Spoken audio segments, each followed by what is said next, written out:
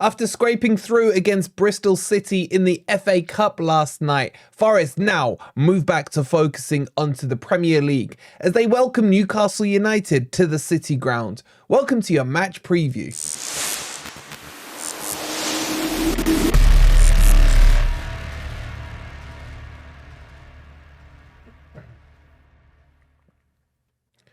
Good morning, good evening or good night. Hope you guys are doing well and welcome to your match preview for Nottingham Forest versus Newcastle United.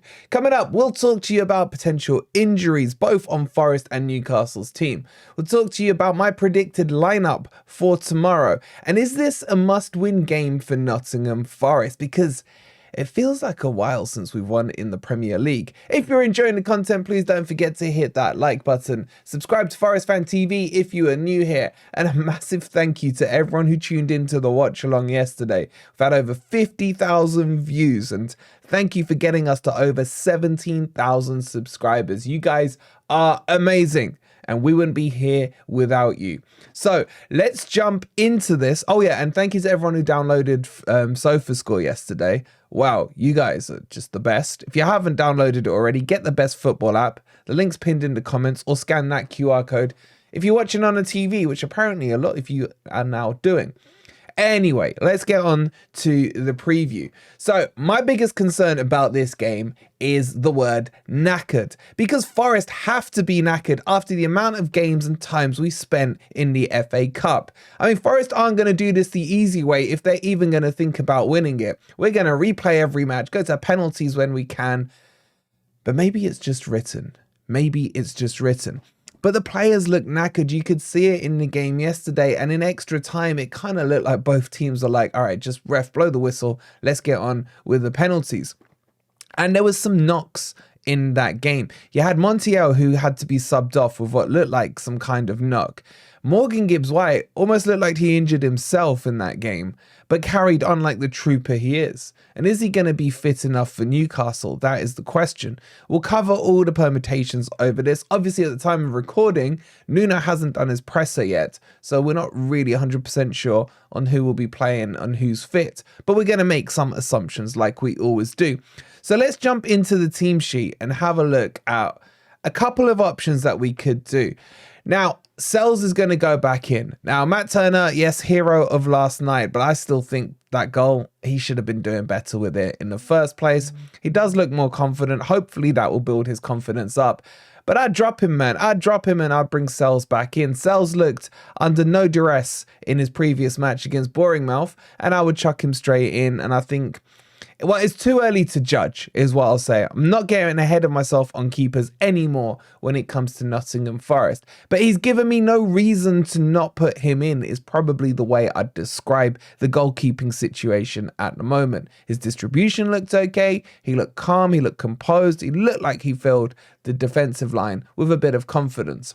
And I think Murillo will definitely play, clearly rested yesterday against Bristol City in mind for the Newcastle game.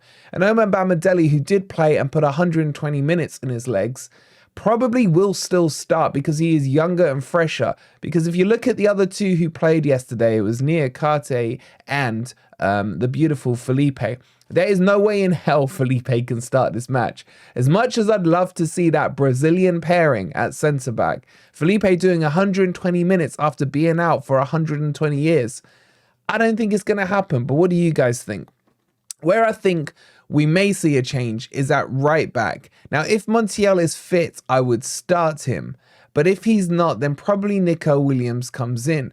Now, he looked good when he came on yesterday, but that was, with all due respect, again to Bristol City, against Bristol City. I'm not confident in Nico Williams as a right back. I'm really not. I think he's a right wing back, and I don't mind him at right wing. But at right back, he just doesn't sell it for me. He's just too weak on the ball, gets done so many times, players get in behind him. Yes, Montiel hasn't been amazing. Montiel's blown hot and cold is the best way I can describe him. But I still do feel, a bit like Lodi, he just needs a run of games and he will settle in fine. So if he is fit, I would play Montiel at right back. There's no way in hell I'll put Tavares in at left back. It would be Harry Tuffalo for me every day of the week until Einar comes back. But Nuno clearly likes him. And this is probably my biggest dispute with Nuno so far, is why. I mean, Tavares again played okay yesterday. Again, you know, Bristol City, it is what it is. I think Nuno will go with him, but I wouldn't. Now, in midfield, Dominguez, I think, will come back into the 8. I don't think he'll start Danilo. I think it will be Yates. Until Sangare comes back, we're struggling in this position. Yates is not a 6. Dominguez is not a 6. And Danilo is not a 6. I'm starting to see and Crypto's argument about Mangala, but I still think we should have done what we did because the deal was good. I'm going to go Danilo and Dominguez. I think he'll go Yates and Dominguez. That's what I think he'll do, but we'll have to wait and see. But I do see Reina starting this game. I think Callum Hudson-Odoi, he's still not confident enough for me. Even though he got the goal against Bournemouth the other week, I still haven't seen him develop as much or as far down the road as I would have liked to by now. And Reina is ready to go. From what we're hearing on the training ground, he's lighting it up. But the question is, where do you play Reina? Because his natural position is a 10. He can play it on the right wing and he can play it on the left wing. And I think that really depends on what you want to do with Elanga. Could you switch these two rounds? Could you put Elanga on the left and Reina on the right? Yes, some people prefer Elanga on the left. I still feel Elanga's better suited on the right. So I'm going to put Reina there on the left. Now, the other thing is, because we don't know what's happening with Morgan Gibbs-White, obviously by default he would start in the middle. But if he is injured, potentially what could happen is Reina gets slotted into the middle. And then you do bring Callum Hudson-Odoi over onto the left-hand side as well. And that would probably still work, to be honest. We have got some options now up front and we can be interchangeable. So that probably could happen. But if Morgan Gibbs-White is fit and raring to go, then expect to see Reina more in a wider position and MGW holding the 10 shirt, which technically he does anyway. And then Taiwo, he put in 120 minutes. No, he didn't. Sorry, he came on yesterday as a sub. He is definitely going to have to play because our options are either bring on the new kid, Rodrigo, or a Song. So I think that's the easiest one to discover. I'm going to go with this team with the original one I said, with Reina out on the left, Morgan Gibbs-White in the middle, and Elanga on the right. What I'm very confident that we may not see, and now I've said it probably will happen, is the back 3 that we saw deployed yesterday against Bristol City. It just didn't work. I just felt we were overrun in midfield even yesterday against a championship team. We're just going to have to hold out. This is the last game where Sangare can't play. Now, Sangare himself does have a knock, but it's only a short-term knock at the moment. So I expect he will be fit by the time we play West Ham. And finally, just one more game we've got to get out the way before we're back to a full squad. Not a fully fit squad, but a full squad for Nuno. And I can't damn well wait. But what do you guys think about this team? Let me know in the comments down below. All right, so let's have a look at the Newcastle team. And it's usually very easy to pick the Newcastle team, basically based on their availability. Eddie Howe always deploys this 4-3-3 formation. Now, the changes you might see from the Luton match are probably Wilson coming back into the team. He was on the bench, so I would assume he's going to be fit enough for this game. You had Flash Gordon playing as a false 9, and you had Murphy's Law in as well. I think Murphy's Law will be dropped, and then Flash Gordon will come back in as well. Thank you to the new member there, Min Who View Vlog. Thank you so much. Great timing. Okay, so where do Forest, though, profit on this? And it's got to be Dan Burn. Elanga absolutely cooked him at St. James's Park. And again now, just thinking out loud, I think Elanga will definitely start on the right because Dan Burn will have the fear of Elanga from last time in him. And their other weakness is Trippier, who I do rate, but this season he's just looking off the pace and he may struggle to keep up with our pacier wingers. So that's probably where Forest are going to attack. Newcastle's playstyle probably suits the kind of team that Nuno wants to come up against, as we saw at St. James's. But they've still got the X factor for me in Bruno Guimaraes. I just think he's a top quality player. Miguel Almiron, he's been struggling a bit this year, but probably comes into the team here. And this Newcastle team in general has been up and down with their form. I don't want to get ahead of myself. We'll do it in a second in the predictions. But this really does suit a team that Nuno would want to face because we can get width, we can take on their fullbacks, we can counter-attack them quickly. But can we hold them out? That's the question. But I think this isn't going to be too far off the Newcastle team that starts against us on Saturday night. Now, how do I expect the games to go?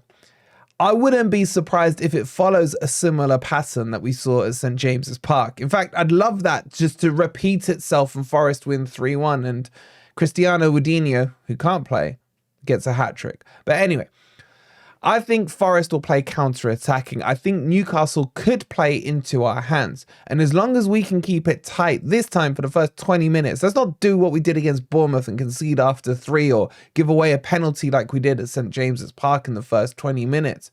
We've got to stay tight and compact. And Murillo is going to be key to this match. He just seems to be going from strength to strength, especially in the last month. His confidence is growing. His presence aerially has vastly improved, in my opinion. And with Sells in goal, maybe we'll have a bit more stability at the back. The key is going to be the width. Elanga has to play, and then probably Reina or someone, Callum Hudson-Odoi is probably quicker than Reina. He could play out there. That's going to be the key. Stretch that back line wide, catch them on the counter-attack, and then get Taiwo bullying their 2 centre-backs, and Forest really could profit from this game. I've been struggling to see Forest getting a win over the last couple of games because they've been bogey teams like Bournemouth and Brentford, etc. I know I've predicted Forest wins, but hey, what can you do when you have red goggles? But this one I do feel a bit more confident about. I've got that Man U vibe in me again against Newcastle. And they're coming back off the back of some shaky performances. Let's not forget, they were 2 goals behind, 4-2 down at home against Luton, having had the lead in the first place and then blown it and then had to come back. Now, winning at Newcastle isn't for everyone, Luton fans. You can't all win 3-1. I get that. But I am a bit more confident. The only thing that worries me is how Forest last in the last 20 minutes. Clearly, the players have had too many minutes in the legs over the last couple of weeks. And this game, ideally, Forest need to have a 2-goal lead with about 20 minutes to go. Because I don't see us keeping a clean sheet, especially if it gets late into the game. Let's hope the City Ground atmosphere can get Forest over the line. But I am going to predict 2-1 to Forest on this one. I am genuinely more confident. Now, me being more confident, does that fill you guys with confidence, or do you think I'm just jinxing it all over again? Let me know in the comments down below. I hope you've enjoyed the content. If you haven't already, don't forget to hit that like button. Subscribe to Forest Fan TV if you are new. And go check out the latest video on the Footy Network where we will reveal exclusively to you guys who the luckiest team is with VAR decision and who is the most unlucky team in the Premier League. Check that out. It'll be on the end screen. Thank you so much for watching. Make sure you subscribe to the Footy Network as well. We'll see you on the next video. Come on, you Reds.